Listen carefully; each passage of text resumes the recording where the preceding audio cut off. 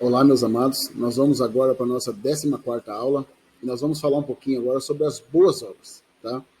Nós precisamos, na verdade, gente, de uma reforma quando se trata da questão da obra, né? Hoje nós vemos muita dificuldade de conseguir mobilizar as pessoas para conseguir fazer a obra de Deus. E é bem verdade, querido, que isso aí é um mandamento, né? Isso é um mandamento.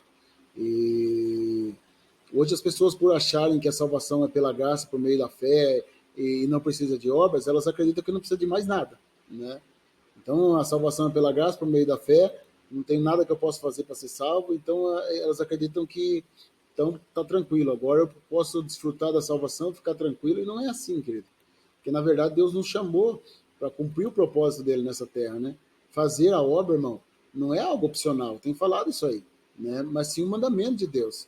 E não é o propósito de Deus que a gente desanime, pare, simplesmente deixe de fazer a obra.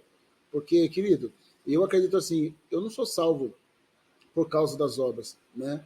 Mas eu sou salvo para as obras. Eu sou salvo para fazer as obras. Esse é um propósito de Deus, né?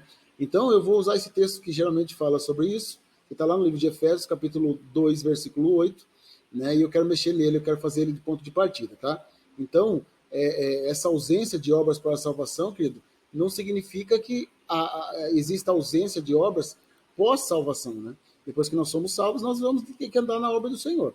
Então diz assim, ó, porque pela graça sois salvos por meio da fé. Isso não vem de vós, é dom de Deus. Não vem de obra para que ninguém se glorie, porque somos feitura sua, criados em Cristo Jesus, para as boas obras, as quais Deus preparou para que andássemos nela. Então, se você lê o 8 e o 9, você vai ler quando você vai ser levado a extremos, né? E muitos cristãos têm sido levados ao extremo. Né? Então ele diz o seguinte: salvação pela graça, por meio da fé, não vem de obras para que ninguém se glorie. Ponto. Né? Eles falam, as obras são descartáveis e pronto, acabou. E na cabeça de alguns, querido, eles tratam isso como se as obras fossem algo ruim, como se não fosse um planejamento de Deus em relação às obras. Né? Deus colocou o propósito das obras para as nossas vidas. Nós não somos salvos pelas obras. Né? Não tem nada que eu possa fazer para ser salvo. Né? É pela graça, por meio da fé. Mas nós fomos salvos para as boas obras, a Bíblia está dizendo. Então Deus espera que nós andássemos, pudéssemos andar nela, né? É o que a Bíblia está dizendo. Que embora nenhum de nós vai entrar por essa porta, né, por mérito, por alguma coisa que a gente faça, depois que a gente entrou por essa porta, o propósito de Deus é que a gente vá fazer as obras dele. O planejamento de Deus é que a gente vá fazer a obra dele. Eles somos feitura sua, criados em Cristo Jesus para as boas obras, as quais Deus preparou para que andássemos nela. Então, meu irmão, é importante a gente compreender, né? Nós fomos preparados para andar nas obras do Senhor. Então, Deus trabalhou dessa forma. Efésios 2:10 diz, porque somos feitura sua, criados em Jesus para as boas obras. Então, gente, Deus planejou para que a gente pudesse andar nessas obras, fazer a vontade dele, pregar o evangelho, né, discipular pessoas, trazer pessoas para o reino de Deus. Jesus morreu para que a gente pudesse ser remido dos pecados e ser levado às boas obras, né? A Bíblia diz assim, lá no livro de Tito, é um texto interessante, um texto que particularmente eu gosto muito, lá no livro de Tito, capítulo 2, versículo 11, diz assim, porque a graça de Deus se há manifestado a todos os homens. Então Deus disponibilizou a graça dele a todos os homens. Vamos continuar a leitura. Eles ensinando-nos que, renunciando às concupiscências mundanas. Então a graça ela ensina o quê? Que nós devemos renunciar às concupiscências, os desejos mundanos, vivamos nesse presente século sóbria, justa, piamente, aguardando a bem-aventurança, a esperança do aparecimento do grande Deus, o nosso Senhor Jesus Cristo, o qual deu a si mesmo por nós, para nos remir de toda a iniquidade e purificar para si um povo seu, especial, zeloso de boas obras. Pensa nisso que eu estou querendo dizer. Né? Qual que é o propósito da graça? Primeiro, né, se manifestou Salvador a todos os homens. O planejamento de Deus é que a graça pudesse alcançar todo mundo. Segundo, a Bíblia diz o quê? Ela ensina que nós devemos renegar as paixões, as impiedades, os desejos. Então, assim, a graça, ela ensina. Ela não apenas, né, trabalha na questão da salvação, mas ela vai nos ensinando como permanecer nessa graça. Né? A graça, ela mesmo vai trabalhando para que a gente possa permanecer nela. E ele começa a falar sobre essa questão de como nós devemos nos comportar.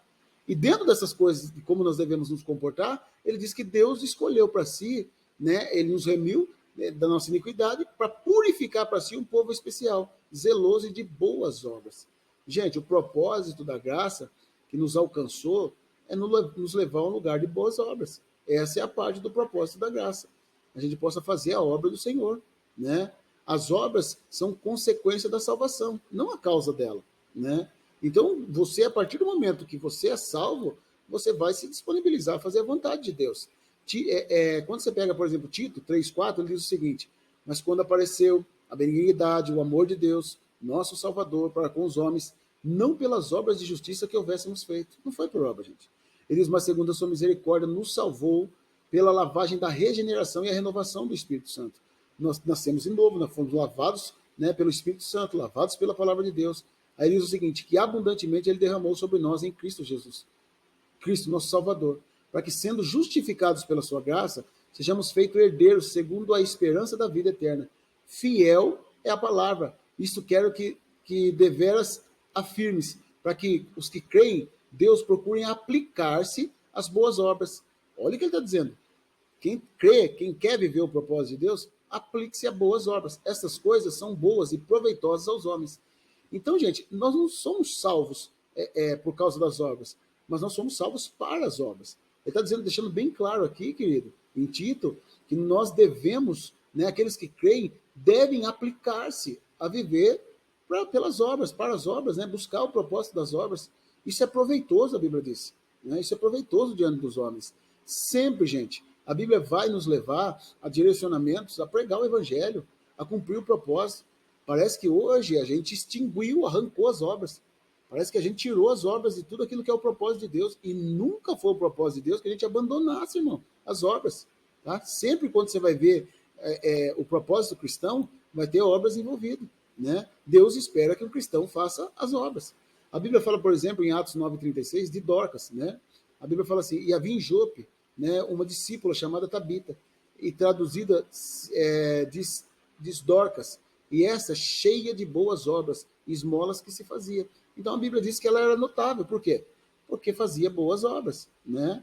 Fazia boas obras, cumpriu o propósito. Deus espera das mulheres que façam isso. 1 Timóteo 2,10 diz assim, mas convém que as mulheres que fazem profissão de servir a Deus com boas obras. Então Deus está falando o quê? O que ele espera das mulheres é que elas façam o propósito de seguir a Deus com boas obras. As viúvas, querido, mesma coisa. 1 Timóteo 5,10. Ele deixa bem claro, esse texto está falando que uma viúva deveria ser ajudada pela igreja, né?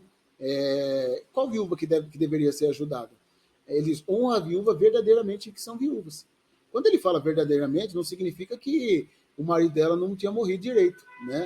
Ele está falando, na verdade, de pessoas, né, que não tinha família, gente, que não tinha família. Ele está falando, dizendo que a igreja era responsável por abençoar essas pessoas que não tinham família, essas viúvas que não tinham família, né? Então ele está dizendo que a igreja não se sobrecarregasse, a família cuidaria.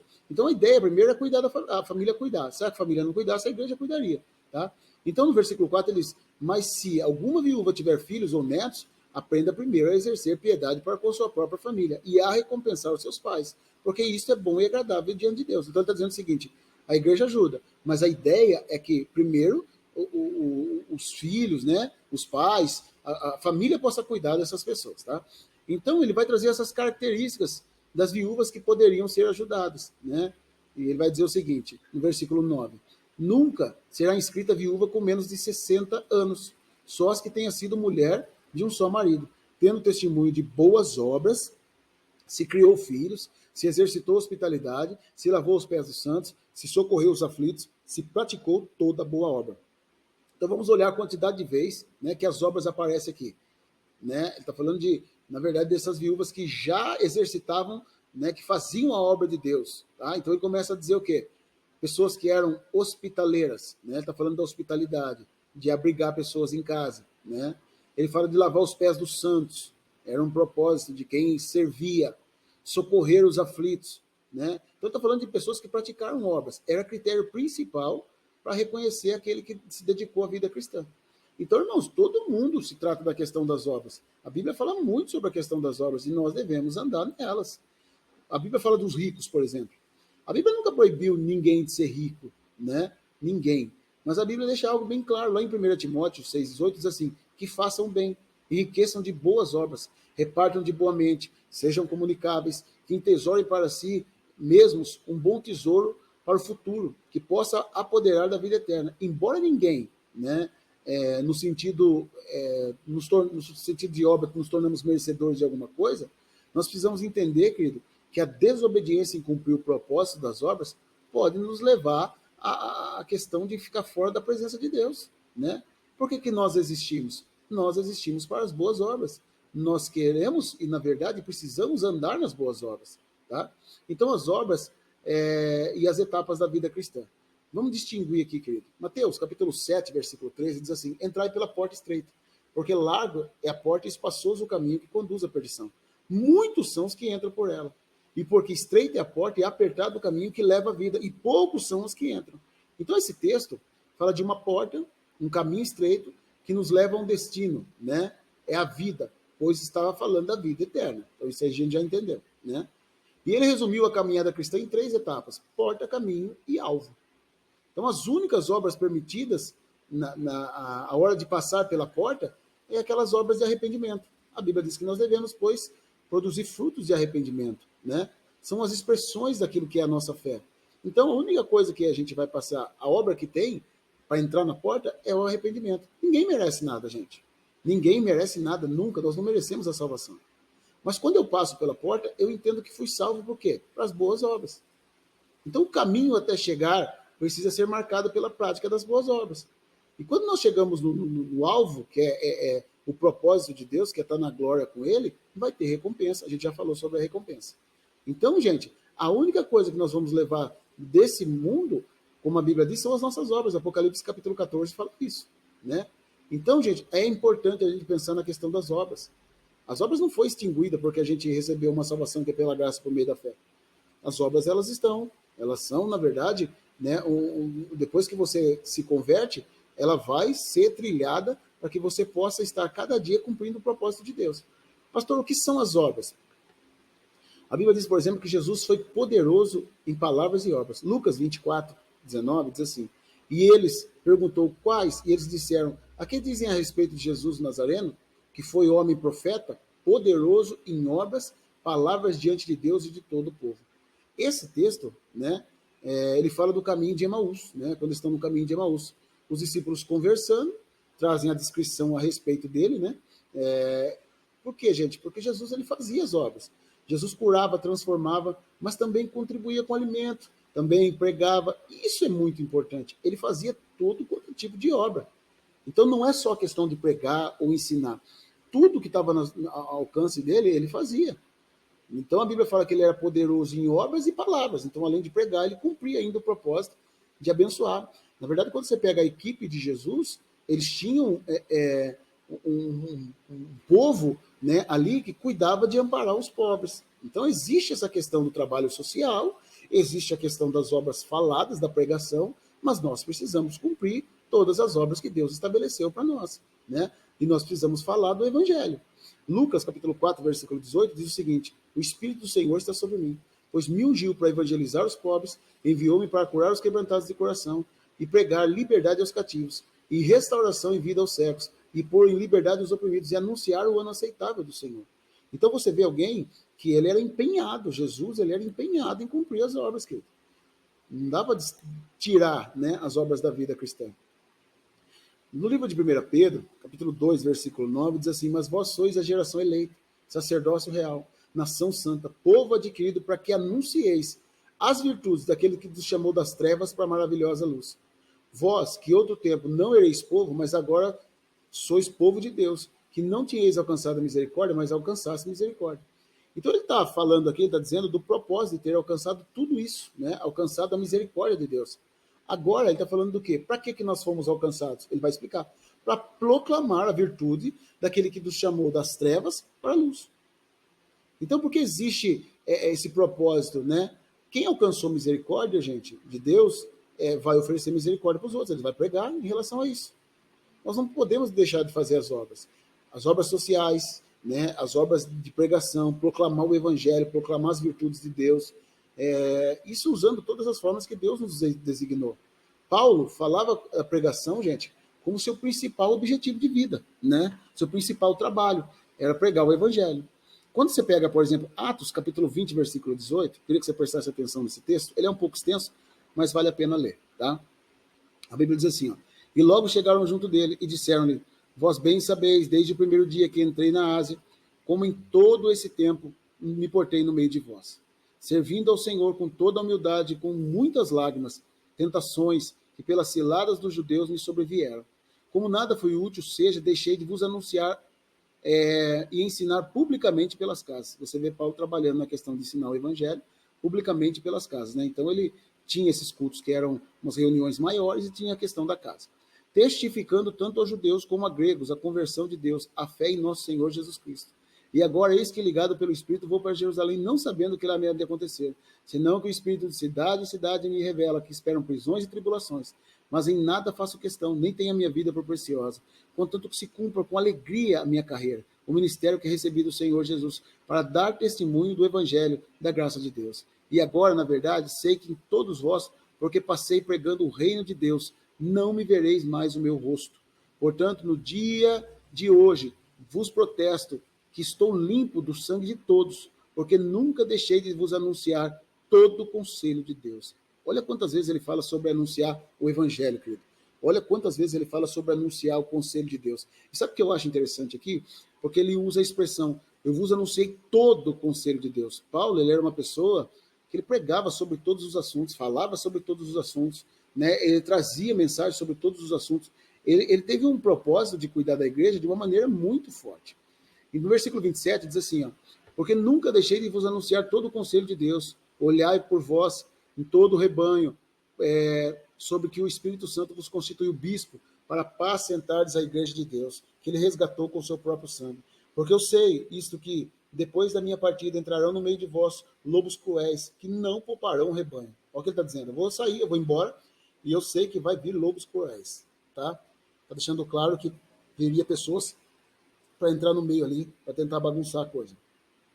E que de entre vós mesmos se levantarão homens que falarão coisas perversas para atrair os discípulos após si. Portanto, vigiai, lembrando-vos de que durante 3 anos não cessei noite e dia de admoestar com lágrimas cada um de vós. Pense, gente, o cara pregou 3 anos, né? Agora, pois, irmãos, encomendo-vos a Deus e a palavra da sua graça, a Ele, que é poderoso para vos edificar e dar a herança entre todos os santificados, que ninguém cobicei prata, ouro ou vestuário.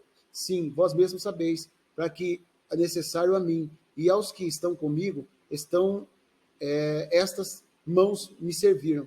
Tenho-vos mostrado em tudo que, trabalhando assim, é necessário auxiliar os enfermos, recordar as palavras do Senhor Jesus Cristo, que é mais bem-aventurado coisa dar do que receber. E havendo feito disto, pôs-se os joelhos e orou por eles, e levantando-se um grande pranto entre todos, o lançando ao pescoço de Paulo beijava, entristecendo-se muito, principalmente pela palavra que dissera, não me vereis mais o seu rosto, e acompanharam até o navio. Gente, alguns pegam esse discurso de Paulo, né, do versículo 35, que ele fala sobre socorrer o necessitado, mas, querido, o versículo 35 é a finalização, né, que começa lá no 18. Então ele falou mais de 90% da pregação de servir, né, o evangelho de servir pessoas, de ensinar, de pregar, e depois ele fala sobre socorrer o necessitado, perdão, e ele fala de pregar o evangelho de novo, que nós não podemos negligenciar isso. Então, querido, claro que fazer obras é importante, no sentido de você cuidar das pessoas, socorrer o necessitado, abençoar, mas a pregação do evangelho também é muito importante, tá? Pastor, o que mais são as boas obras? A Bíblia responde, querido, tá? Manter um bom testemunho. A Bíblia fala isso. Sobre Marcos 5, 11, 5, 14 fala isso, né? Jesus nos chamou para as boas obras. Ele diz, vós sois a luz do mundo. Não se pode esconder uma cidade edificada sobre um monte. Nem se acende uma candeia e coloca debaixo do alqueire, mas no velador. Dá a luz a todos os que estão na casa. Assim resplandeça a sua luz diante dos homens, para que vejam as boas obras e glorifiquem a vosso Pai que está no céu. Jesus nos chamou para as boas obras, gente, né? Chamou para alcançar o necessitado? Sim. Chamou para dar alimento? Sim. Chamou para as obras sociais? Sim. Mas ele nos chamou também para que a gente tenha um bom testemunho, para que a gente seja a luz do mundo, para que a gente possa alcançar, através da nossa luz, as pessoas. Então, gente, isso não se limita só a estender a mão para o necessitado, né? Prática de boas obras, que é tudo que você faz para Deus, né? Da mesma forma, o apóstolo Pedro escreve em 1 Timóteo 2:12, ele diz: tendo o vosso viver honesto entre os gentios, para que naquilo que falam mal de vós, como de malfeitores, glorifiquem a Deus no dia da visitação, pelas boas obras que em vós observam. Então, a questão das boas obras, ela não vai só trazer essa questão de você abençoar os outros, mas ela vai fazer a diferença também no sentido de pessoas que estão olhando, né? O testemunho seu, tá? O serviço aos irmãos. Tito, capítulo 2, versículo 7, diz: em tudo te dá, por exemplo, de boas obras, na doutrina, na incorrupção, na gravidade, ele diz, sinceridade, linguagem sã e irrepreensível, para que o adversário se envergonhe. Não tem nenhum mal para dizer sobre vocês. Então, gente, você vê quantas coisas fala sobre a questão de boas obras, né? Você vê, a Bíblia fala sobre todas as boas obras que nós devemos fazer, tá? Acudir o necessitado? Claro. 2 Coríntios 9:8 diz o seguinte: e Deus é poderoso para fazer abundar em vós toda a graça, a fim de que, tendo sempre, em tudo, toda a suficiência, abundeis em toda a boa obra.